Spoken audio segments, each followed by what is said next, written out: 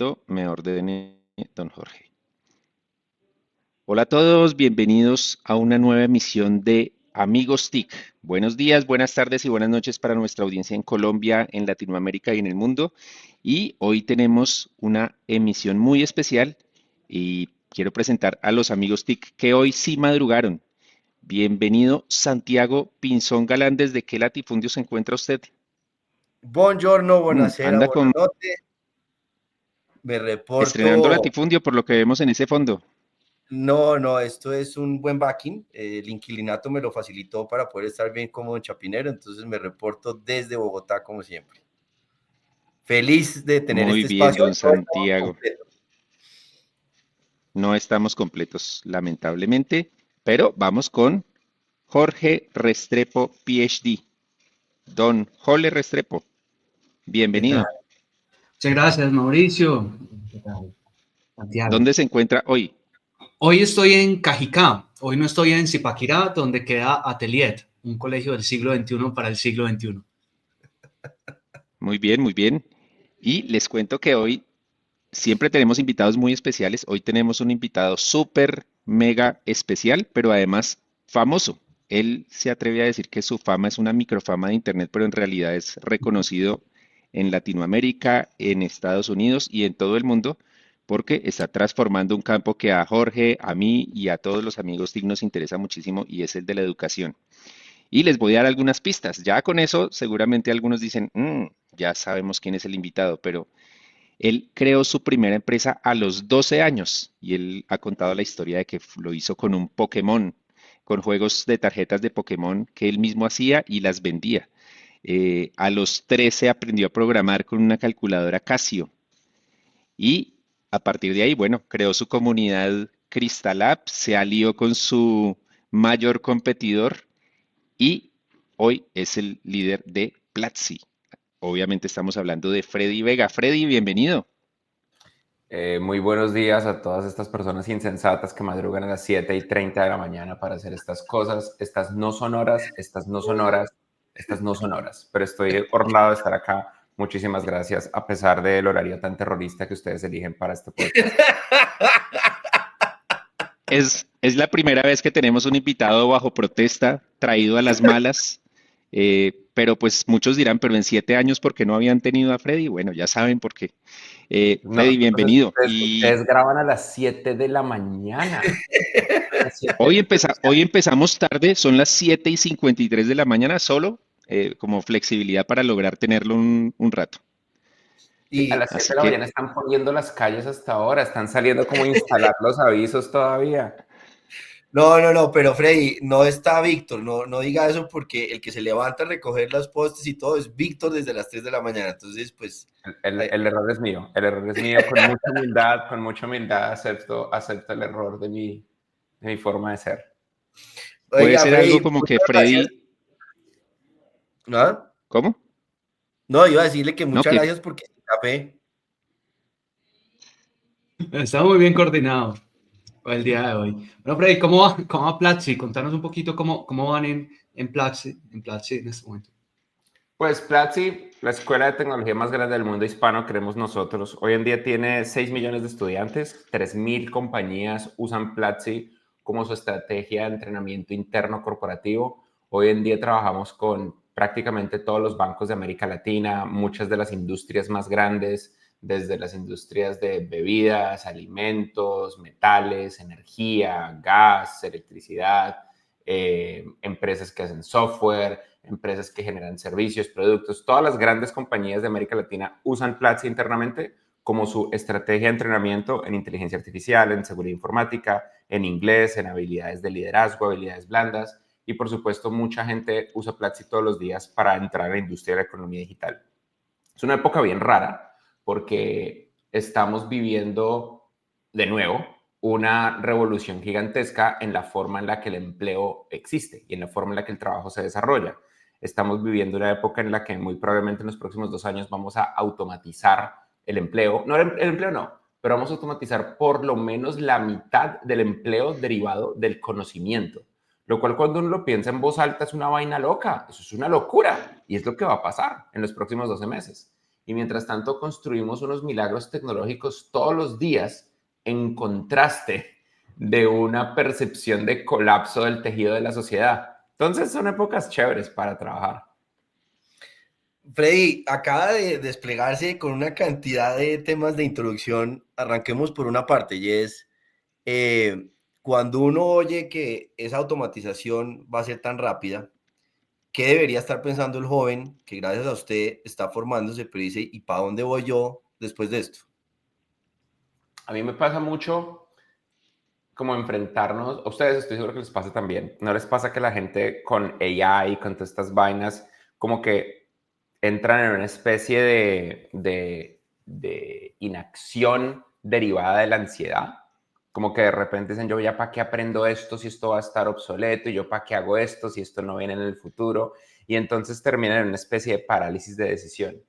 Pero uno va y mira la historia de la humanidad y la realidad es que esto ha pasado todo el tiempo y nunca en la historia humana ha existido una innovación tecnológica que haya reducido el empleo.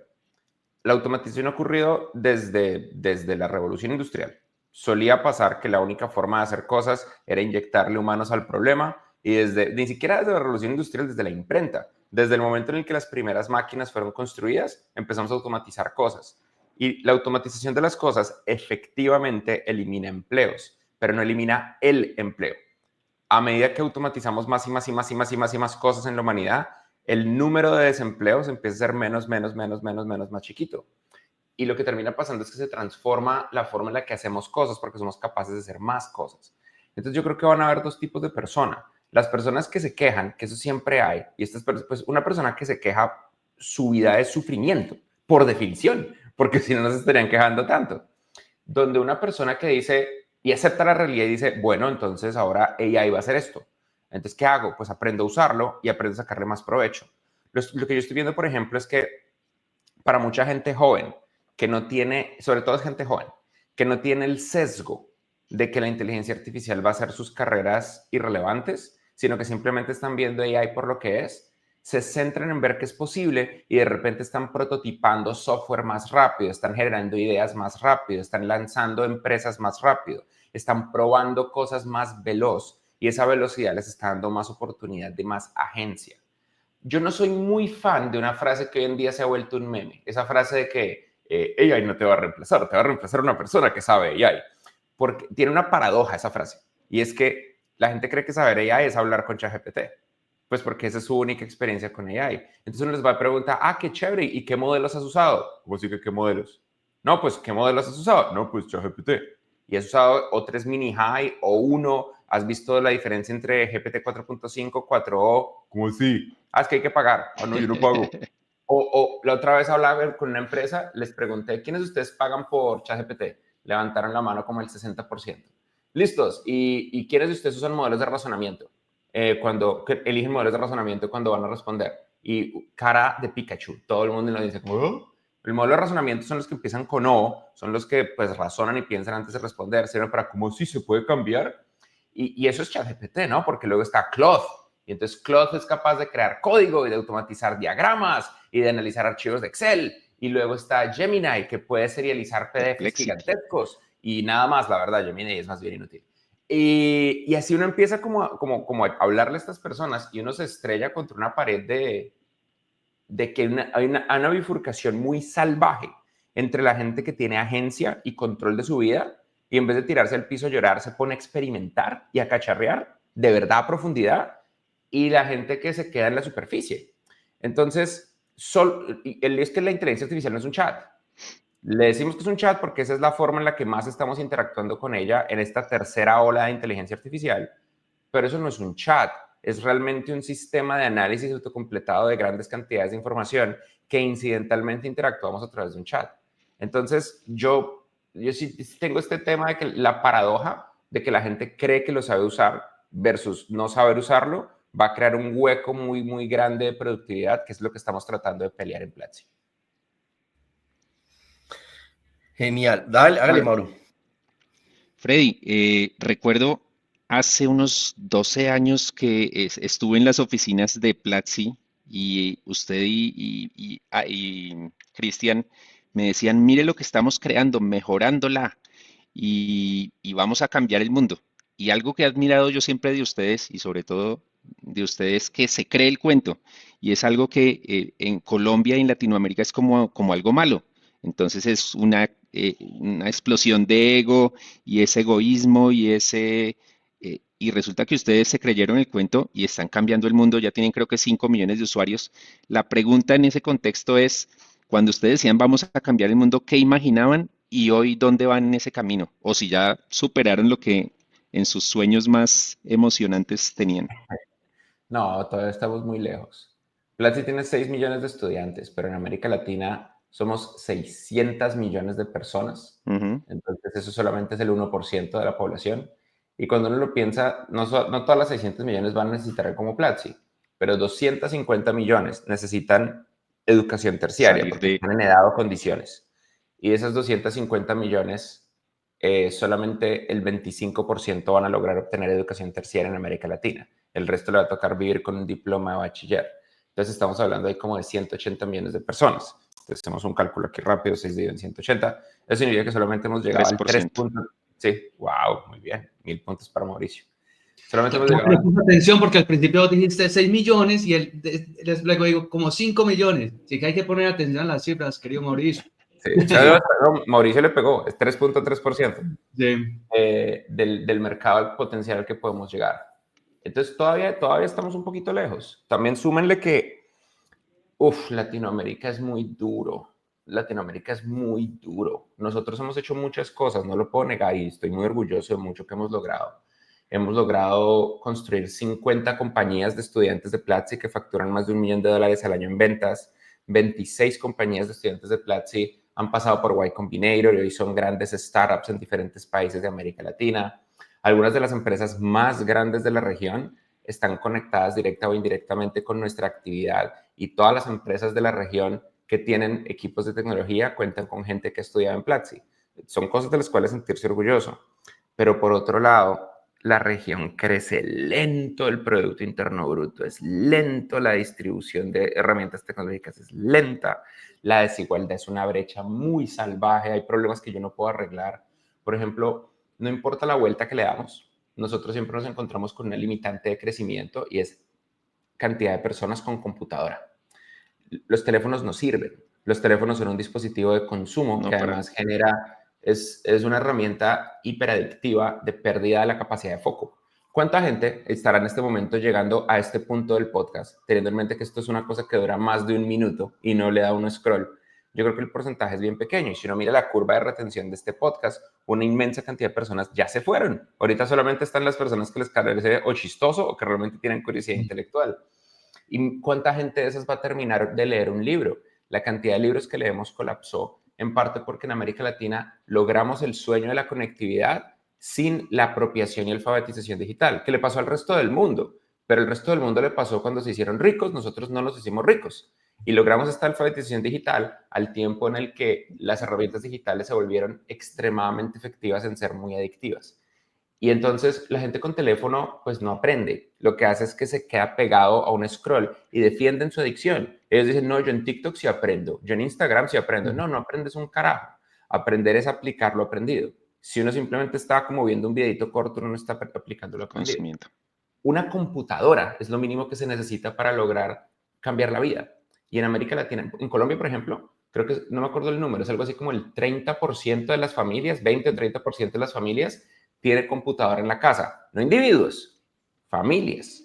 Entonces el Familias. 60-70% de las familias no tiene computadora y sin computadora no hay forma de acceder a la industria de la tecnología, no hay forma. Lo máximo que uno hace con un teléfono es grabar videos. Por eso de repente el empleo más accesible es el empleo de influencer y el más como aspiracional, porque el ser influencer es prender la cámara del teléfono. Pero si tuviéramos computadoras, de pronto ser empresario sería más deseable, o ser escritor, o desarrollar modelos de AI, vayan a saber. Entonces, por un lado estamos muy orgullosos, muy felices. Yo estoy muy feliz de lo que hacemos y la verdad que siento que en cierto modo me gané la lotería con lo que me toca hacer. Pero por otro lado, qué región tan dura. Uno no para de pensar que las empresas son una función del tamaño de mercado y de la calidad de ese mercado. Pero no nos vamos a rendir. Aquí seguimos tratando de transformar la región. Freddy, ustedes están como proyectando, cuando uno ve en la publicidad de ustedes, hablan de educación a prueba de inteligencia artificial o aprendizaje a prueba de inteligencia artificial. ¿Qué engloba eso? ¿Qué hay ahí en ese concepto? Pues a ver, piensa en un minuto lo que va a pasar con AI. En este momento los modelos de AI pasaron de ser modelos que podían predecir texto de una manera relativamente humana a ser modelos que pueden escribir y razonar a un nivel superior a la mayoría de los seres humanos. Hoy en día los modelos de frontera como DeepSeek R1, O3 Mini High, Claude Sonnet 3.7 son capaces de razonar y de responder preguntas con un 80% con más inteligencia que el 80% de la humanidad. Todavía están por debajo del 20% top de la humanidad en algunas cosas, pero eso es cuestión de tiempo. En los próximos 12 a 18 meses, el cálculo es que la mayoría de modelos de AI van a ser más inteligentes que los humanos más inteligentes de la Tierra, en todos los aspectos. Eso no significa que se acabó el mundo, eso no significa Skynet, eso no significa nada de eso. Lo que significa es que una empresa o un país, cuando necesite acceder a conocimiento, lo que va a hacer es siempre tener un modelo de estos incluido en todos los procesos de conocimiento. Cuando uno se pone a pensar en cuántos empleos en el mundo allá afuera usan conocimiento y razonamiento, es más o menos la mitad. En algunos casos es mucho más, por supuesto. Entonces, por ejemplo, en el periodismo eso es un trabajo 90% de conocimiento y razonamiento. En las finanzas eso es 90% razonamiento y lógica. En los servicios profesionales, en la tecnología. La tecnología es un trabajo 100% de conocimiento y razonamiento. O sea, la única parte que no es conocimiento y razonamiento es conectar un cable y mover teclas en un teclado. Pero el resto es realmente imaginarse un producto hacia la existencia a través del intelecto humano. Entonces, cuando uno ve que AI es capaz de automatizar estos procesos y que lo genera en escala, uno encuentra dos cosas. Uno es que la mitad del trabajo, que es la mitad del Producto Interno Bruto del planeta Tierra, pues lo va a absorber estas herramientas de AI.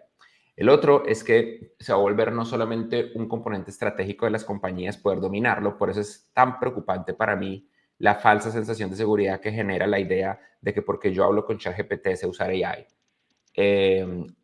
Pero también va a pasar en los países. Se va a volver un problema tanto de soberanía nacional como de seguridad nacional, porque resulta que las inteligencias artificiales son assets nacionales, son edificios gigantescos, data centers en territorio de un país, amarrado a ese territorio, conectado a plantas de energía de ese territorio y transmitido a través de cables de fibra óptica de ese territorio al resto del mundo. O sea, era una potencial futura guerra total que ojalá no nos toque vivir, pero que pues estadísticamente uno de los primeros misiles sin la menor duda va a caer a un data center, porque eso elimina la capacidad de razonamiento de la soberanía de un país. Pero no hay que irse a la parte de guerra. Piensen en negociación entre dos compañías, piensen en negociación entre dos naciones. Ahorita estamos renegociando casi todos los tratados de libre comercio, pues porque a uno de los países más importantes en el centro de la Organización de Comercio Mundial, del World Trade Organization, le dio por enloquecerse y por hacer que todo lo que había antes de alianzas en los últimos 30, 40 años simplemente desapareciera. Entonces, de repente estamos haciendo el Tratado del Pacífico sin los gringos, el Tratado Asiático sin los gringos, Mercosur, pero propio otra vez. De repente todos los tratados se están volviendo a reconstruir y el análisis y procesamiento y negociación de esos tratados va a tener modelos de inteligencia artificial en el núcleo. Ya los tiene. O sea, hay como dos opciones. O los oficiales de gobierno de todos los gobiernos usan AI en público para mostrar que están procesando todo esto y generar mejores resultados, o lo usan a escondidas para moverse más rápido y que el jefe no se dé cuenta, pero va a pasar. Y los modelos de inteligencia artificial, al procesar estas cosas, lo procesan de manera transparente al dueño del data center, porque la forma en la que funciona la inferencia en la inteligencia artificial hace que sea imposible cifrar los datos.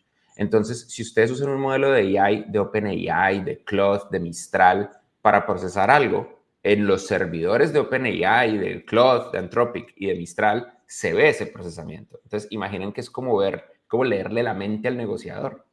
Entonces, eventualmente para una empresa o para un gobierno va a ser obligatorio, en ciertos casos, tener sus propios data centers y sus propios mecanismos de inferencia, o sea, sus propios modelos de AI. Todo Freddy, esto va... yo lo interrumpo para una cosa ahí porque votó tres cosas muy importantes.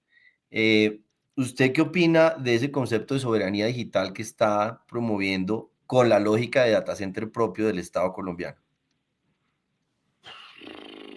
depende, ¿no? De cómo lo ejecutemos. Es un tema como de talento. Yo creo que va a ser inevitable, honestamente, que tengamos nuestros propios mecanismos. Pero para eso se requiere, pues, talento, ¿no? Desde una perspectiva simplemente de principios fundamentales, yo sí creo que vamos a necesitar a nivel país y a nivel empresa tener nuestros propios mecanismos de inferencia de inteligencia, o sea, de generar respuestas de AI. Y no es tan difícil hoy en día.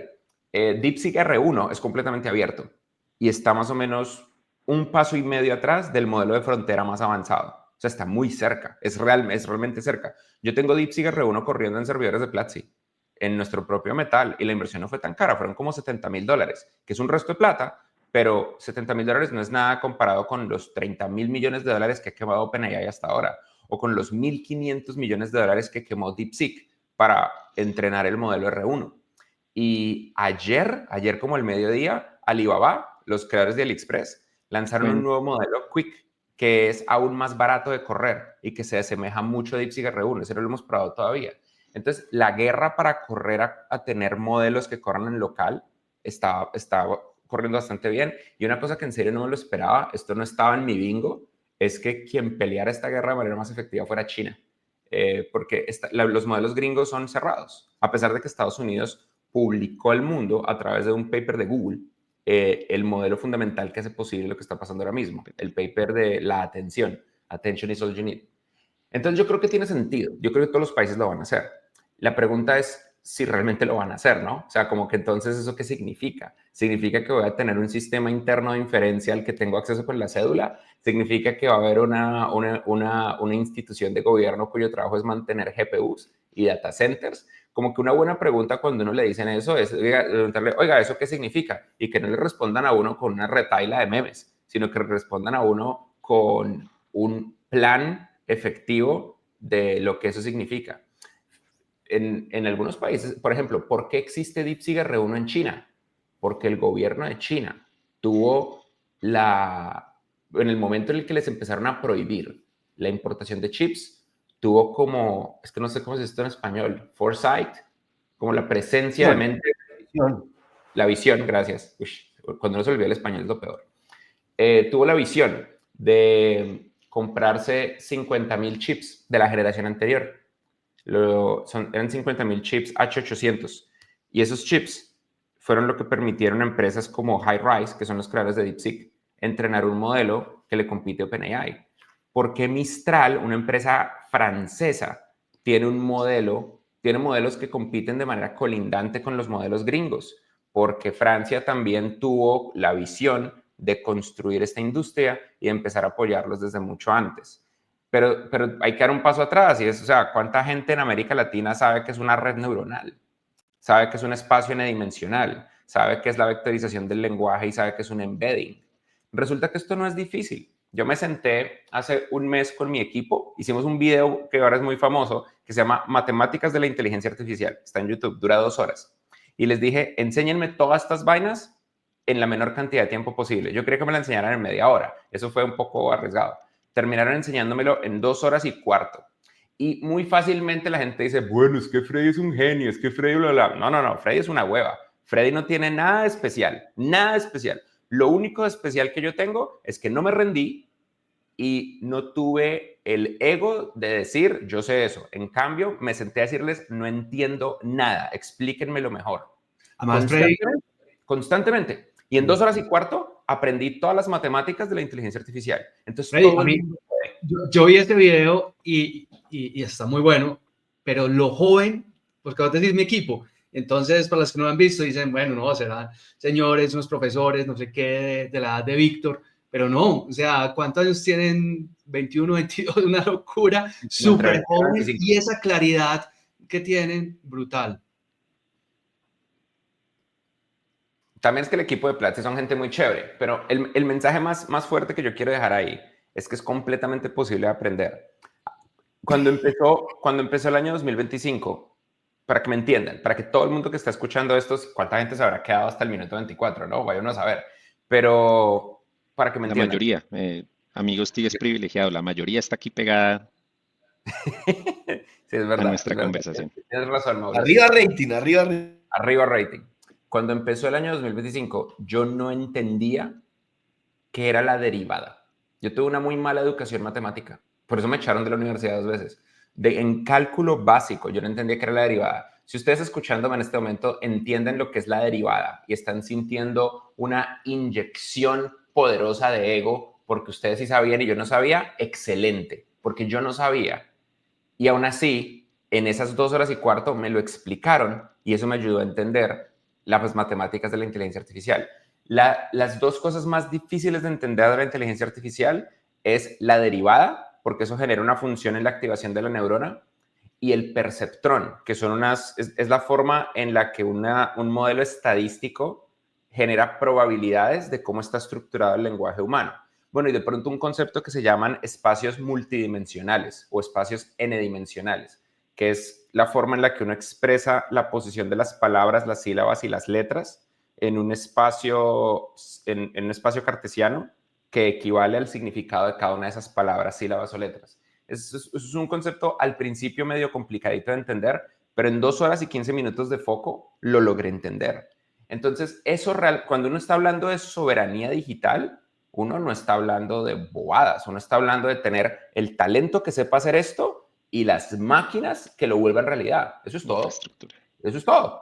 Pero eso en el fondo, Freddy, no es competencia, no es decir, porque uno cuando oye este concepto habla, es que necesitamos localización forzada, es que necesitamos que todo esté aquí manejado por el Estado, es que yo quiero tener control sobre identidad digital, sobre autenticación, quiero saber el gran hermano.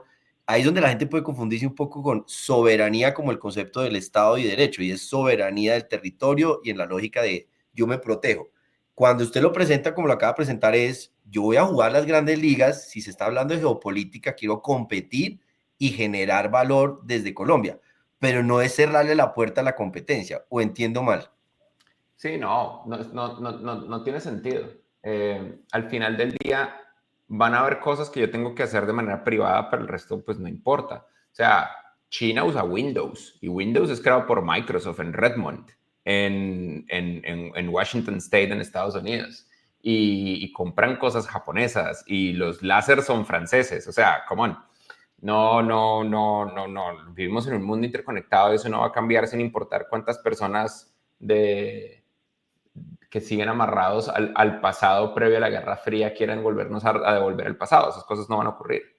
Lo que sí creo que va a ocurrir es que se trata de nivelar el nivel de un país. O sea, yo no sé, para ser justos, yo no sé qué es lo que hay que hacer. Yo me centro en que los países ricos fundamentalmente desarrollan el talento de sus naciones. Y pues esa es como una base mínima. Cuando uno observa cuál es el correlacional más cercano de un potencial de riqueza de un país, tiende a ser el potencial de talento de un ser humano. Y lo siguiente en lo que me centro es que la siguiente gran evolución y revolución de nuestra forma de trabajar está centrada en la automatización de la razón y de la lógica, que es lo que está logrando la generación actual de inteligencia artificial, esta tercera generación de inteligencia artificial. Entonces, pues cuando uno se centra en esas 2 cosas, uno dice, pues tiene sentido que los gobiernos deberían invertir en desarrollar este talento y pues parte de desarrollar el talento es tener la capacidad de que el talento pues emerja y esa capacidad es pues tener los sistemas que permitan que ocurra y esas son inversiones masivas que podrían ocurrir del lado de la empresa privada. El clúster que nosotros tenemos de inteligencia artificial está en la oficina de Platzi en Bogotá, en la 72 con séptima. Entonces, pues, por favor, no le pongan un misil a la 72 con séptima. Ahí está el clúster de AI de Platzi. Pero pues también tenemos cosas en nuestros propios servidores en otros lados. Y otras. Yo hablaba hace poquito con una persona de gobierno en México y a mí me parecía muy impactante cuando les hablaba. No quiero mencionar quién, pero es como de una área muy particular de toda el área mexicana. Y me parecía muy impactante contarle esto y me decía, pero eso no importa, uno puede clonar una máquina. Y la respuesta es no. Solamente hay un país que fabrica chips avanzados de alta calidad, que es Taiwán. China no puede, Estados Unidos no puede, Japón no puede. Solamente hay un país que logra fabricar la máquina que fabrica los chips y es Holanda. El resto de países no pueden. Y solamente hay como 3 países que logran diseñar los chips. El resto no pueden.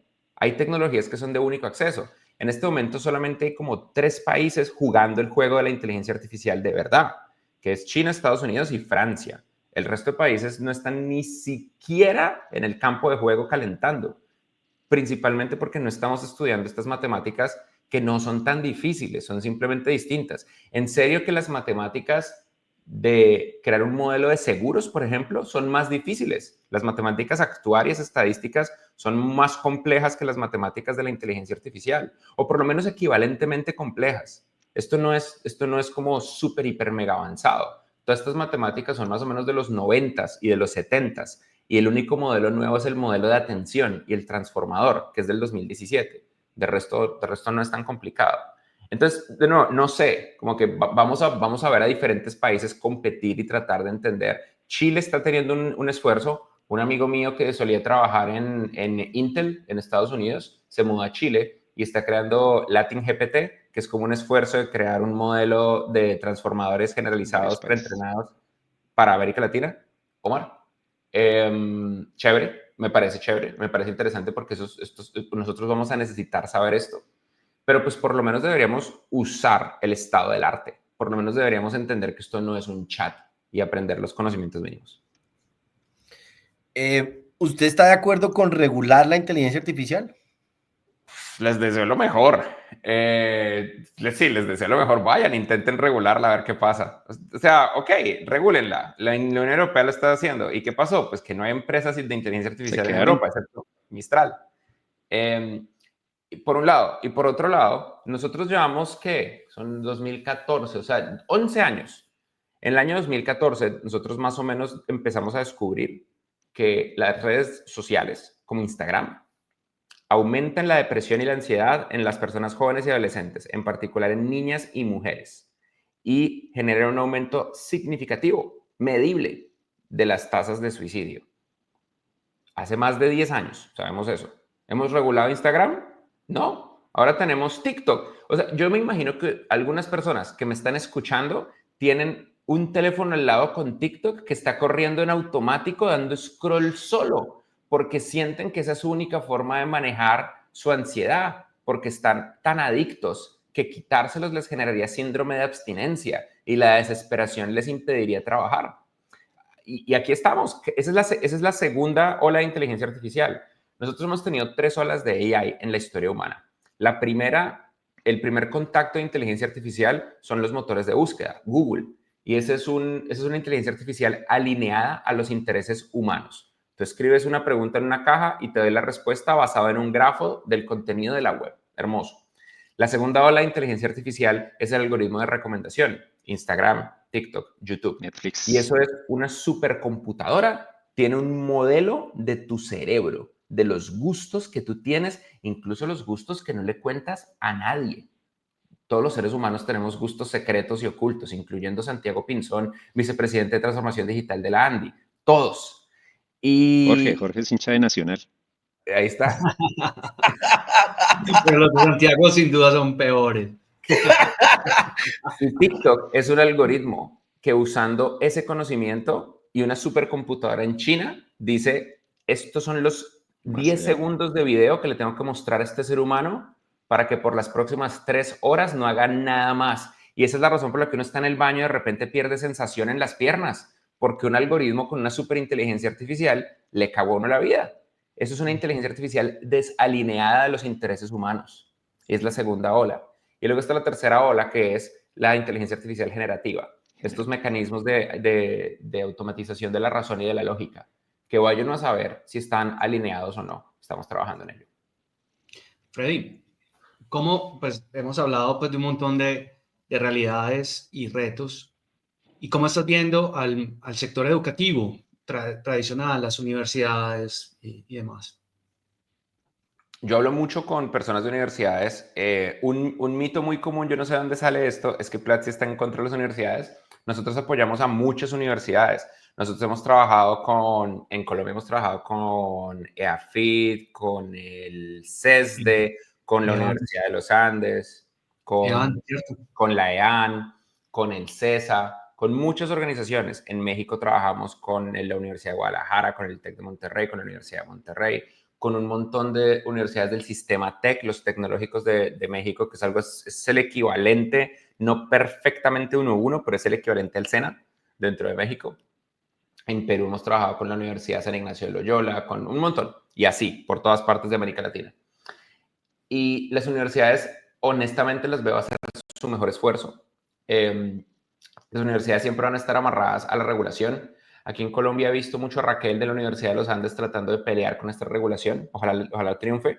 Ella está tratando de hacer algo que pasó en Estados Unidos, que es la desagregación de los créditos, para que uno, en vez de tener que suscribirse a una carrera, uno pueda agarrar créditos de diferentes carreras e ir construyendo su ruta de aprendizaje, que creo yo que es lo que más tiene sentido y es mucho más sensato, en vez de pegarse simplemente a un solo currículum académico. Pues en el mundo moderno es muy poco probable triunfar de esa manera. O sea, como que lo dudo, como que si uno es honesto, si uno empezó su carrera en el año 2006, pues en el 2007 salió el iPhone, pero entonces uno está amarrado a un currículum académico que por 5 años va a durar.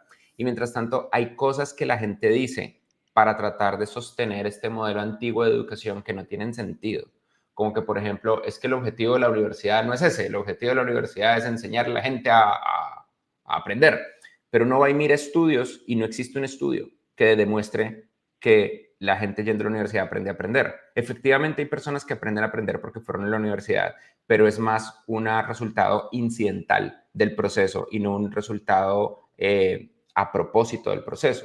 La realidad es que las personas van a la universidad, si uno se dedica a no decir mentiras, que yo creo que es muy importante, Lo social. Uno va a la universidad, dos cosas. Uno, porque uno conecta con la gente, lo que dice Mauricio, uno conecta con la gente de su generación, con quien va a construir futuro. Entonces la gente con lo que uno va a la universidad es con la gente con la que uno termina haciendo podcast, diciéndoles que son fans del Nacional, y con la que uno construye empresas, y hay toda una generación. Uno es consciente de las personas de su generación y de cómo van construyendo país.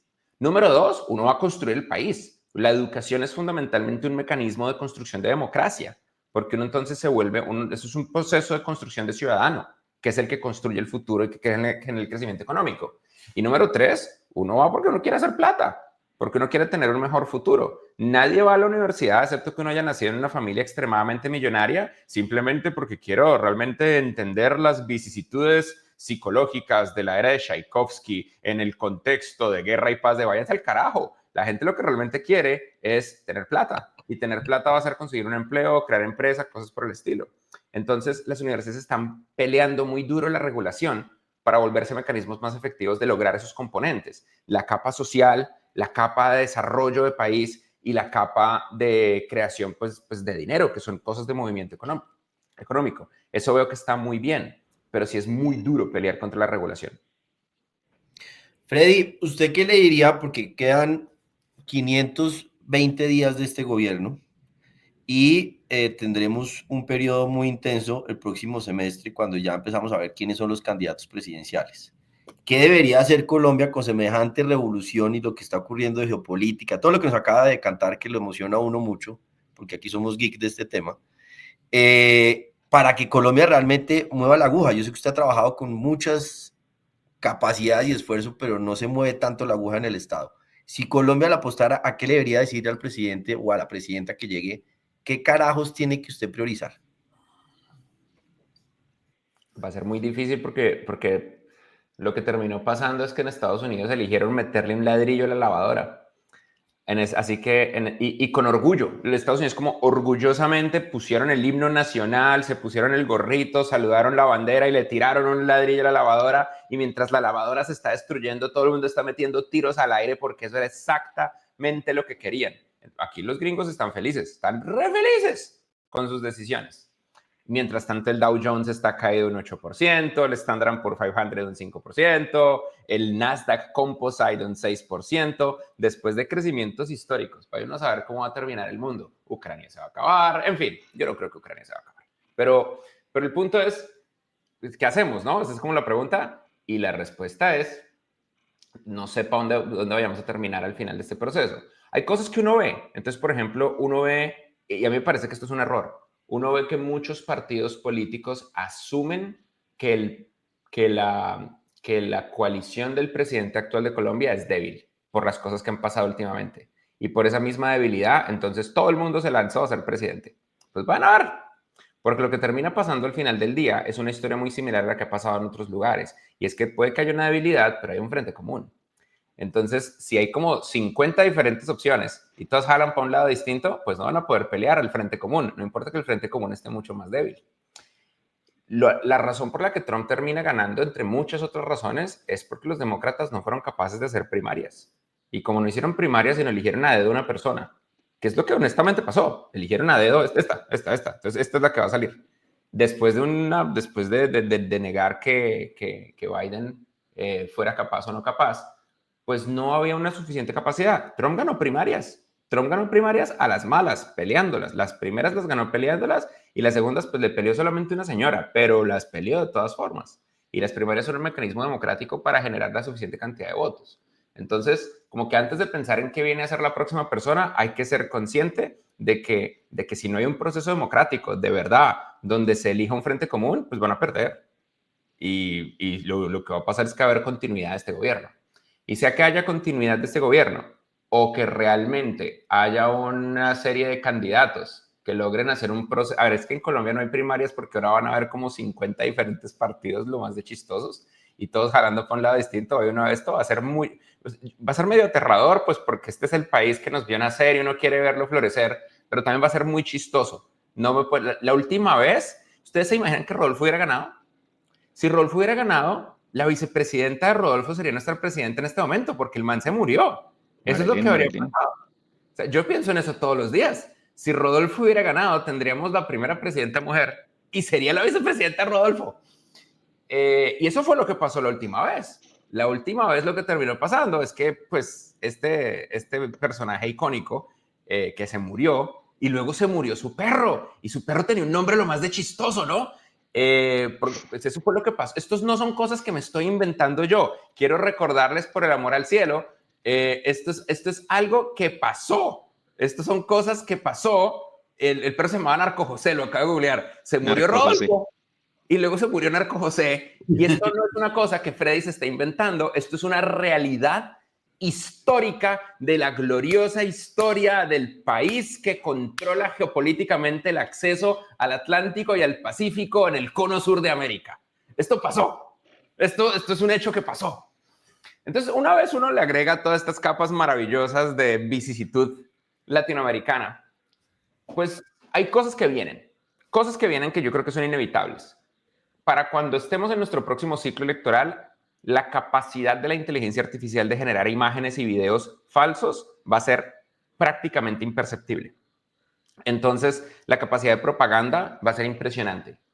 Para cuando estemos en nuestro próximo ciclo democrático, la intensidad geopolítica de guerra digital de entre Rusia, China y Estados Unidos va a estar en su máximo auge y vayan a saber quién está alineado con quién.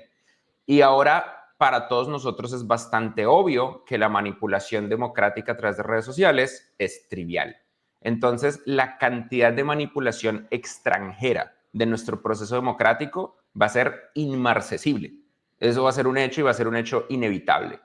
Y el uso de estas herramientas para la manipulación de las personas, incluyendo el uso de influencers y la ruptura de prácticamente todas las normas, que son normas y no leyes, de ejecución de campañas, va a ser impresionante. Entonces, muy probablemente va a ser probablemente la última campaña, la campaña de Rodolfo, cuyo perro se llamaba Narco José, va a ser la última campaña que recordemos con brillos de decencia. Y lo que viene, pues, es una matazón política a cuchillo, que es una nueva realidad, es simplemente lo nuevo que viene. Los procesos democráticos en un mundo donde los medios tradicionales no tienen el poder de moderar y regular el discurso, pues simplemente son una maximización del entretenimiento, que eso fue lo que hizo Rodolfo. Ustedes pueden, o sea, todos nosotros podemos pensar lo que sea de Rodolfo y lo pienso activamente a pesar de que el señor se murió. Pero el man era muy chistoso, era increíblemente chistoso. Y parte, creo yo, de su éxito es lo ridículamente entretenido que era Rodolfo. Ojo, el presidente actual también es muy chistoso, por razones completamente distintas. Y eso resulta que termina siendo muy importante, porque eso hace que los mensajes se expandan más fuerte. Mi problema no es que sean chistosos o no, eso simplemente es un tono de cómo va a ser la distribución del mensaje. El problema real es lo vulnerable que nuestras democracias son ante una máquina mágica de generación de cosas falsas, que es la inteligencia artificial, que es mucho más efectiva que Photoshop, que es mucho más efectiva que la manipulación extranjera, y la realidad de que todas las campañas democráticas del planeta Tierra están siendo manipuladas por las grandes dictaduras, porque resulta que es muy barato, es re barato comprar influencia en redes sociales. Súmenle que en este momento ya no existe la moderación. La mayoría de redes sociales decidieron apagar los botones de moderación, pues porque no quieren que el presidente actual de Estados Unidos los cancele. Entonces, no hay moderación. En TikTok es un algoritmo que es controlado orgullosamente desde China. En Twitter no hay moderación, ya ni siquiera le llamamos Twitter. En Facebook ya no hay moderación, entonces por ende en Instagram ya no hay moderación. Y entonces ya con eso uno tiene un porcentaje gigantesco de los ojos de la gente. Vayan a saber qué pasa con YouTube. YouTube siendo la red social más importante del planeta Tierra. Aunque no lo crean, es la red social más importante del planeta Tierra, YouTube. Pero esa es nuestra nueva realidad. Y eso significa que probablemente en unos 5 o 10 años, a medida que nos adaptamos a esta realidad, logramos retransformar las leyes y la regulación para tratar de aplacar un poco lo que está pasando, o de pronto no. El mundo lleva en un declive democrático ya bastantes años. Vamos a ir para 10 años de retroceso de la democracia en la humanidad. No, 10 años creo que es mucho, pero como unos 8 años de retroceso democrático en la humanidad. Hay que pelear contra eso. Y parte de pelear contra eso es como apuntarle a lo que es. Miren, pues usted se comporta así porque esto es chistoso. Y falta ver, como que lo último que yo diría ahí es esto, desde una perspectiva de votantes. Si algo yo no me esperaba, y esto a mí me sorprende mucho, yo no sé ustedes son más inteligentes que yo en esto, yo soy apenas un niñito chiquito, ustedes tienen mucha más experiencia, no les estoy diciendo viejos, pero pues son gente que se levanta a las 7 de la mañana. No, Víctor no está, Así, jóvenes. así. Entonces como que una pregunta que les haría es, ¿esto siempre ha sido así en cuanto a que la gente convierte ser fan de un presidente su identidad? Porque para mí es medio loco, yo no había visto esto. Yo no había visto que la gente volviera a su identidad personal ser fan de un presidente. Freddy, yo esta semana precisamente en X posteaba o en Twitter, como a usted le gusta todavía llamar a X, que hoy por hoy nos matamos insultándonos, injuriándonos. En los años 50, en la era de la violencia, se mataban a machete, mientras los líderes del Partido Conservador y Liberal tomaban whisky en los clubes. Hoy pasa muy parecido. Vimos esta semana como en el Congreso a Benedetti lo abrazaba, o le mandaba chats cariñosos, una de sus opositoras. O sea, eso sigue pasando. Lo que pasa es que hoy se potencia en lo digital, pero somos manipulables y eso no lo generó Internet, ni el algoritmo, ni la inteligencia artificial. Así que ahí voy con lo que le quería preguntar muy rápido antes de que Santiago se me cuele. El panorama que usted nos pinta es medio catastrófico. Yo sigo siendo optimista y sé que usted es optimista, o si no, no estaría haciendo Platzi. ¿Qué podemos hacer para estas próximas elecciones y obviamente el futuro protegernos más? Acelerar en la educación, pero eso se va a ver en las próximas generaciones, o acelerar en la educación de adultos en pensamiento crítico. ¿Qué podemos hacer para blindarnos de toda esta manipulación que se nos viene encima? Es jodido. Yo, como que, de nuevo, yo soy joven, entonces yo no he visto tantos ciclos. A mí me tomó por sorpresa el primer mandato de Trump, mucho. Yo vi muy de cerca la presidencia de Duque, muy, muy de cerca. Y he visto un poco más de lejos la presidencia actual de Colombia. No me tomó por sorpresa el segundo mandato de Trump. Entonces, como que en ese proceso como de tratar, pues sí, y pues yo creo que todos los colombianos hemos visto con un terror que no necesariamente vocalizamos lo que pasó en Venezuela. Lo vocalizamos, pero no lo suficiente. Como que todos los colombianos, mientras vemos el terror venezolano, mientras tanto decimos internamente, aquí no va a ocurrir, esto nunca va a pasar en Colombia hay armas, en Colombia hay gente armada, aquí nunca va a ocurrir. Pero pues porque uno quiere creer, ¿no? Y y como que no, de nuevo, yo soy joven, yo no tengo tanta información, yo he visto poquitos ciclos, pero de los ciclos que he podido ver, como que a veces las cosas simplemente pasan y eso está fuera del control de uno. Uno hace su mejor esfuerzo, pero los mecanismos democráticos son grandes. Quizás voy a tratar de ser optimista porque tienes razón, Mauricio. Seamos optimistas. Número 1, la democracia existe. Si la democracia no existiera, no harían tanto esfuerzo por manipular un voto. Si la democracia fuera falsa, la maquinaria de tratar de manipular votos no existiría. Uno sabe que la democracia existe porque existe esa máquina y a esa máquina le meten esfuerzo, le meten plata, le meten influencia. De nuevo, Rodolfo salía semi-en-peloto en un yate con unas modelos, su perro se llamaba Narco José. Entonces la democracia existe. Entonces que Rodolfo, yo estoy seguro que habría sido un mal presidente, quiero aclararlo. Ya está muerto, no importa. Yo estoy seguro que Rodolfo habría sido un presidente tenaz. Además se murió, nos habría dejado la vicepresidenta de presidenta. Pero era un man muy chistoso. Entonces, Trump es muy chistoso. Uno no puede negar que Trump es muy chistoso. En el debate que salió con Biden, donde Biden se enredó, que Trump salió a decir, no le entendió un carajo, yo creo que él mismo no se entendió un carajo. Qué man tan chistoso, qué gran timing comédico. Es un monstruo, pero qué gran timing comédico. Entonces uno sabe que la democracia funciona, porque si no, no tratarían de manipular el voto tan duro. En Rusia ni siquiera lo intentan. En Rusia hacen como una especie de simulacro de votos, pero ni siquiera lo intentan. En Venezuela son descarados. En Venezuela redondearon directamente los números cuando manipularon las últimas votaciones, a un nivel que era matemáticamente obvio que pues fueron manipuladas las elecciones. Allá también no lo intentan. De hecho, son tan descarados y tan incompetentes porque ese es el punto, es quitarle la esperanza a la gente. En Colombia existe la compra de votos, y existen las maquinarias, y existen lugares donde simplemente el voto no se va a mover. Pero en Colombia existe la transición pacífica entre dos partidos opositores del poder. Eso significa que la democracia existe. Y mientras existe la transición pacífica de dos partidos opositores del poder, hay democracia.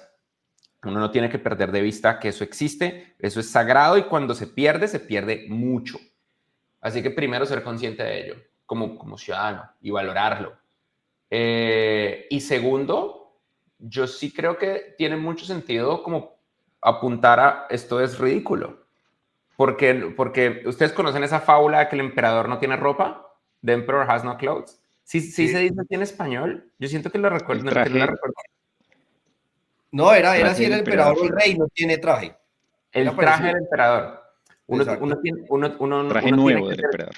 Sí, el traje nuevo del emperador. Uno tiene que hacer eso. Uno tiene que decir, esto es ridículo, esto no tiene sentido. Y sobre todo cuando un gobierno tiene tantas vainas tan ridículas, es muy importante recordar a la gente que esta gente no son profetas hablando en parábolas.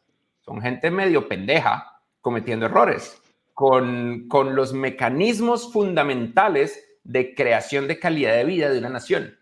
Entonces uno tiene que generar, en el momento en el que uno elige a alguien al poder, el objetivo es que cumpla el poder. O sea, si uno votó por alguien, ser un fan de un presidente es exigirle que cumpla, no es celebrarle vainas en todos los países del mundo. Pero pues, de nuevo, ojalá. Freddy, hay algo que le tengo que preguntar porque por eso lo busqué en estos días y es, en la manera más práctica que pueda, ¿por qué es tan importante o qué es lo revelador que hizo Microsoft con computación cuántica hace pocos días? Bueno, preguntas fáciles. Hay un video de eso. No, pero creo que lo puedo explicar muy sencillo. Los computadores funcionan con ceros y unos.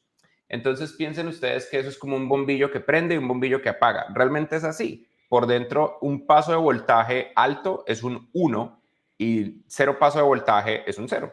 Y entre nosotros hemos creado unos mecanismos electrónicos que se llaman transistores, que son unas compuertas donde se manda la electricidad para un lado si es un 0 y para otro lado si es un 1. Y un montón de esas compuertas pueden generar operaciones aritméticas, suma, resta, multiplicación y división, y un montón más de esas compuertas generan la capacidad de mover una pantalla, de generar video, de transmitir audio, de grabar texto, de hacer archivos de Excel, de generar memes, de construir noticias falsas y de poner un presidente en el poder. Eso es lo que son nuestros chips actuales.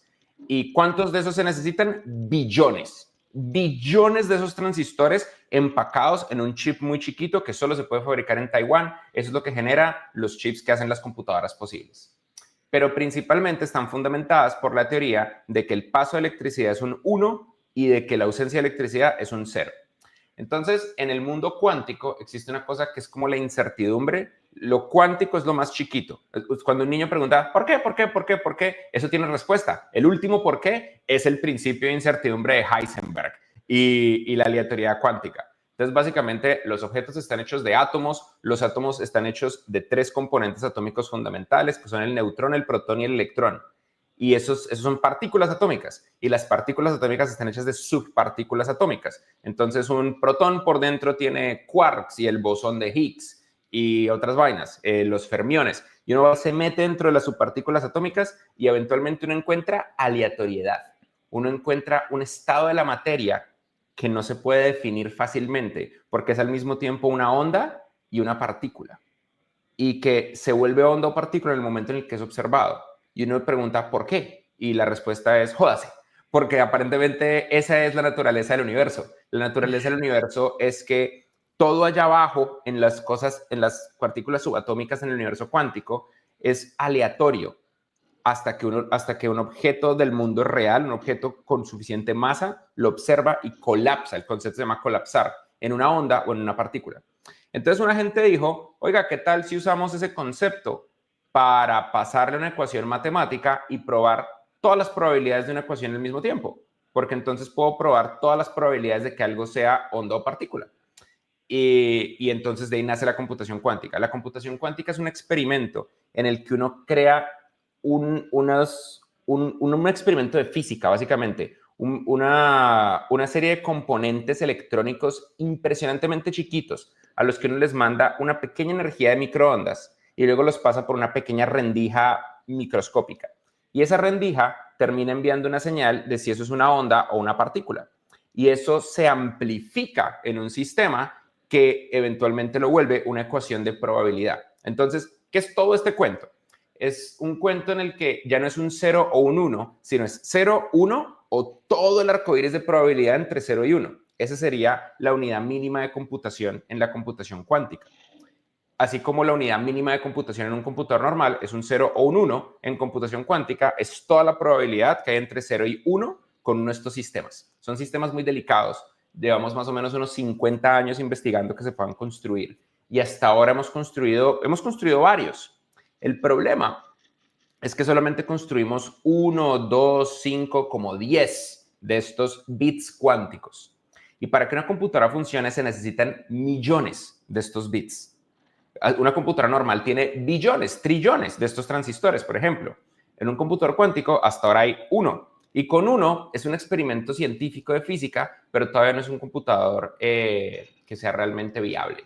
Estamos lejos de que sea un computador viable, pero son pasos. O sea, en los años 50 teníamos tubos al vacío que ocupaban edificios inmensos, que eran las computadoras iniciales, y ahora tenemos teléfonos digitales en nuestros bolsillos que nos llenan de noticias falsas y nos pudren el cerebro. Entonces el futuro va a ser muy divertido una vez lo logremos.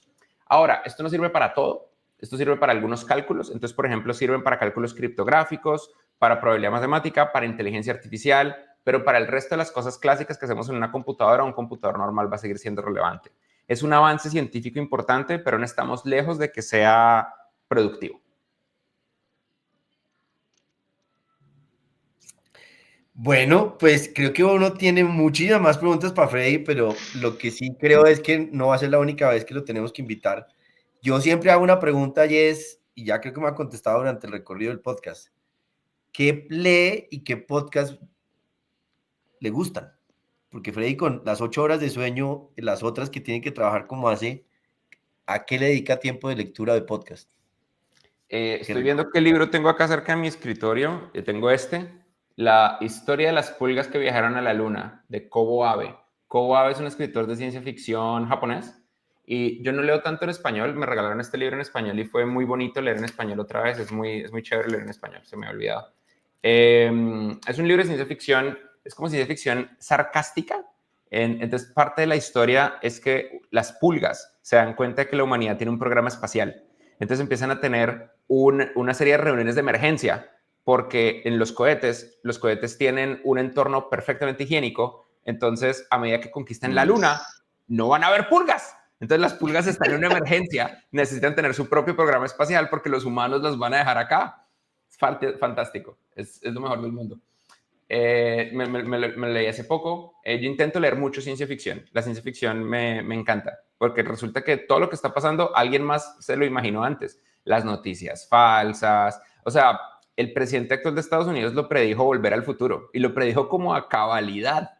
A cabalidad. Es bien bacana la ciencia ficción.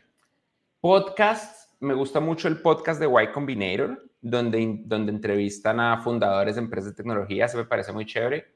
A mí me solía gustar el podcast de Lex Fridman, pero los últimos podcasts se han vuelto un poco extraños y repetitivos, y como que he empezado a tener dudas de Lex, pero me solía gustar. Hay un podcast que me fascina que se llama 99% Invisible, como 99% invisible. Es un podcast de diseño y de arquitectura que le habla a uno de las cosas escondidas. Ese podcast me recordó que la ingeniería, lo que hacemos los ingenieros, es la distribución en escala de calidad de vida. Cuando la ciencia genera una mejora en la calidad de vida, la ingeniería distribuye esa calidad de vida en escala. Y uno se le olvida, como que ve, claro, un andén. Alguien se inventó el andén. Alguien se inventó el transformador y gracias a eso hoy tengo una ducha eléctrica. Alguien se inventó, es como que estas pequeñas cosas que luego son miniaturizadas, optimizadas. Súper interesante. Lo último que me leí una historia súper interesante de formatos largos, de cómo funcionan los motores jet, los jets de los aviones, porque resulta que solamente hay como 3 países en el mundo capaces de fabricar un jet, un motor jet. Los jets son estos motores que chupan aire, lo calientan, lo comprimen y lo empujan con esa compresión caliente. Y así funcionan los aviones modernos, tanto comerciales como de combate. Pero resulta que eso es uno de los experimentos de física más importantes de la humanidad. Es re difícil hacer un jet. Es tan difícil que muchos de los aviones modernos usan jets que fueron diseñados en los 70s y que al día de hoy todavía seguimos optimizando, porque el diseño de un jet puede tomar 20 a 25 años de un jet moderno. Muy interesante. Muy. China no es capaz de hacer jets, por ejemplo. Ellos llevan décadas tratando de replicar un jet y no han podido. Muy interesante. Muy bien, Freddy, se nos está acabando el tiempo. Vamos a batir récord de tiempo de una emisión de Amigos TIC en 7 años. Nunca habíamos pasado, creo que de 45 minutos, pero podríamos quedarnos aquí 2 horas más. Si Jole o Santiago tienen alguna pregunta de respuesta a modo tweet antiguo, háganla ahora o hago la mía, pero súper rápida. Hágale. Hágale. Listo. Freddy, en un día normal, ¿cuáles son las 3 herramientas de inteligencia artificial que más usa? Toca respuesta a modo tweet. O3 Mini High de OpenAI. ChatGPT. Whisper de OpenAI. Ujú. Y antes era DeepSeek R1, ahora estoy usando mucho más Claude 3.7, Sonnet, sobre todo para código. Bueno, y Cursor Wow. para código. Bien, bueno. Se nos acabó el tiempo, 1 hora y 3 minutos con Freddy y esto apenas empezaba, pero tenemos que desconectarnos. Freddy, muchísimas gracias por este tiempo, por hablarnos de tantos temas. Por aquí en la conversación interna dijimos ya sabemos cuál es el título de esta emisión. Rodolfo es un man muy chistoso. Atentamente, Freddy Vega. Mentiras. Vamos a buscar un título mucho mejor que eso. Era. O sea, su perro se llamaba Marco José. Y mantenía orgías en un yate en Cartagena. No. O sea, esto está en la historia de Colombia. Esto es simplemente parte de la historia colombiana. Uno puede decir que no, uno puede ponerse como a tratar de negar la realidad, pero la realidad ocurrió. Este man estuvo a esto de ser presidente, lo cual debería informar a nuestro presidente actual como que opina el otro lado del lustro democrático. Pues estuvo a esto, Marco José. Ah, yo creo que el título es Las pulgas tienen futuro, porque me gustó, voy a leer ese libro, me gustó mucho Sí, la la historia de las trama. pulgas que viajaron a la luna. Ese me tramó mucho. Oiga, Freddy, en Muy bien, verdad, muy querido. Emilia Restrepo le manda muchísimas saludos también, que usted la conoce y no pudo acompañarnos. Víctor. Creo que tendremos que volver a hacerlo el próximo año porque todo este análisis hay que hacer una vez.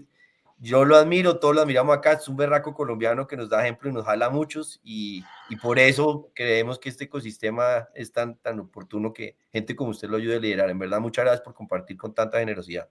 Muchas gracias, un honor para mí estar acá. Muchísimas gracias, lo aprecio de verdad. Gracias. Muy bien. Gracias. Cerramos esta emisión de Amigos TIC con Freddy Vega, inspirador y una máquina de lanzar ideas. Un saludo a toda nuestra audiencia y recuerden que estamos en Caracol Podcast, en Spotify, en Apple Podcast y en otras plataformas. Saludos a todos.